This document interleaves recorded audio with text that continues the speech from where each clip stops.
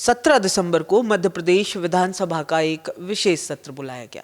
इस सत्र को लेकर हर तरफ उत्सुकता रही। उत्सुकता इसलिए भी क्योंकि एक लंबे समय के बाद कोई विशेष सत्र मध्य प्रदेश विधानसभा का बुलाया गया है। आखिरी बार एक दशक पहले ही कोई विशेष सत्र बुलाया गया था। खैर, ये सत्र खास इसलिए भी है क्योंकि 17 दिसंबर को 1956 में पहली बार मध्य प्रदेश की विधानसभा की कोई बैठक हुई थी। यानी ये विशेष सत्र पहले सत्र के 69 साल बाद ठीक उसी दिन बुलाया गया है। एक दिवसीय सत्र में विकसित मध्य प्रदेश के रोड मैप पर चर्चा होनी है। इसके लिए 7 घंटे का समय निर्धारित किया गया है। हालांकि शुरुआत रस्मन विपक्ष की नारेबाजी के साथ ही हुई। बहरहाल 69 साल पहले जब पहली बार मध्य प्रदेश की विधानसभा की पहली बैठक हुई थी, तब विधानसभा में कोई अधिकृत विपक्ष का नेता नहीं था और ये 1 महीने का सत्र प्रदेश के गठन के कुछ 47 दिन बाद ही बुला लिया गया था। पहली विधानसभा की पहली बैठक में कई दिलचस्प किस्से भी हुए। पहली विधानसभा के पहले दिन ही पहला पॉइंट ऑफ ऑर्डर यानी व्यवस्था पर सवाल आया। पहले सभापति ने खुद को राज्यपाल द्वारा अधिकृत किए जाने की सूचना पढ़कर सुनाई। हालांकि उस समय विधानसभा की कामकाज की भाषा हिंदी और मराठी थी, लेकिन फिर भी सभापति ने जो राज्यपाल के पत्र सुनाए वो अंग्रेजी में थे।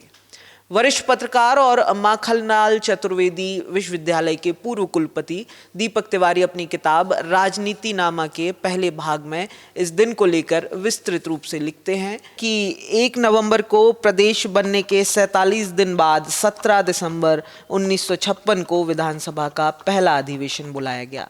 मिंटो हॉल में, जहां पर अब तक हमीदिया कॉलेज लगता था, विधानसभा के प्रथम अधिवेशन के लिए तैयार किया गया। अध्यक्ष कुंजीलाल दुबे थे। सभापति कुंजीलाल दुबे ने सदस्यों को स्वयं को सभापति नियुक्त किए जाने तथा सदस्यों को शपथ ग्रहण कराने के लिए अधिकृत किए जाने संबंधी राज्यपाल की 2 सूचनाएं अंग्रेजी में पढ़कर सुनाई और कहा कि मैंने आज प्रातः 9:30 बजे राज्यपाल महोदय के सामने शपथ ग्रहण की है। अब माननीय मुख्यमंत्री से प्रारंभ करते हुए क्रम अनुसार प्रत्येक सदस्य मेरे सामने आकर शपथ ग्रहण करेंगे। जब 40 सदस्य शपथ ले चुके थे, तब मध्य भारत से जनसंघ के विधायक रामचंद्र विट्ठल बड़े ने व्यवस्था का प्रश्न उठा दिया और कहा, जब वर्तमान सदस्य पहले ही अपनी मूल विधानसभा अर्थात पुराने मध्य प्रदेश, मध्य भारत, विंध्य प्रदेश और भोपाल विधानसभा में सदस्य के रूप में शपथ ले चुके हैं, तो दोबारा ये कसरत क्यों कराई जा रही है? उसका क्या संवैधानिक औचित्य है? समाजवादी सदस्य ठाकुर निरंजन सिंह ने बड़े की बात का समर्थन किया। इस बात पर सभापति ने रूलिंग दी कि इस तरह का प्रश्न उठाने का अधिकार सदस्य को नहीं है।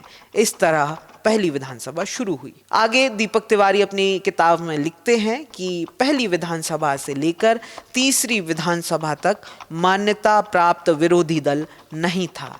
ये समस्या सन 1962 में खत्म हुई, जब जनसंघ के वीरेंद्र कुमार सकलेचा विधिवत विरोधी दल के नेता बने। उस साल जनसंघ के 41 विधायक चुनकर आए थे। दीपक तिवारी ने ये तमाम चीज़ें अपनी किताब राजनीतिनामा मध्य प्रदेश के पहले भाग में लिखी है। किताब 2 भागों में प्रकाशित हुई थी। आपको ये तमाम जानकारी पसंद आई या नहीं आई, ये हमें आप कमेंट करके बता सकते हैं। अगर ये वीडियो आपको पसंद आए तो लाइक और शेयर करें और ऐसी ही तमाम जानकारियों और किस्से कहानियों के लिए द प्रेस हिंदी को सब्सक्राइब करें।